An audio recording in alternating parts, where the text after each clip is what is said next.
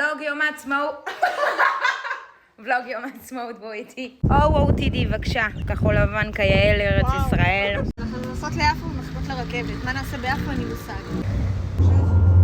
אתן לא מדברות? אתן ברוגז? רבנו. לאן? לאכול פסטה. הגענו. אין, ההתלבטות גומרת אותי, מה להזמין?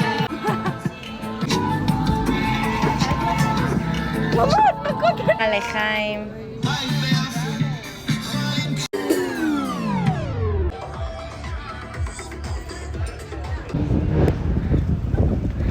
קננה למדה לגלוש.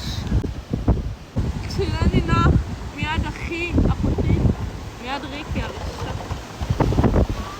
שוטפים את המוח, אמרתי לכם.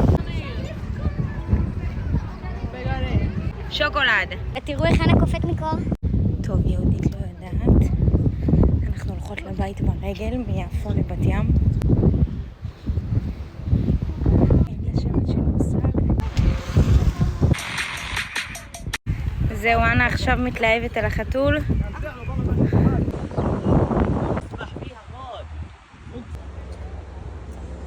אני לא הייתי מתנגדת להיקבר פה. תסתכלו, עברנו ליד בית קברות. היה קשה הליכה מיפו לבת ים? איתך מאוד. הגענו הביתה.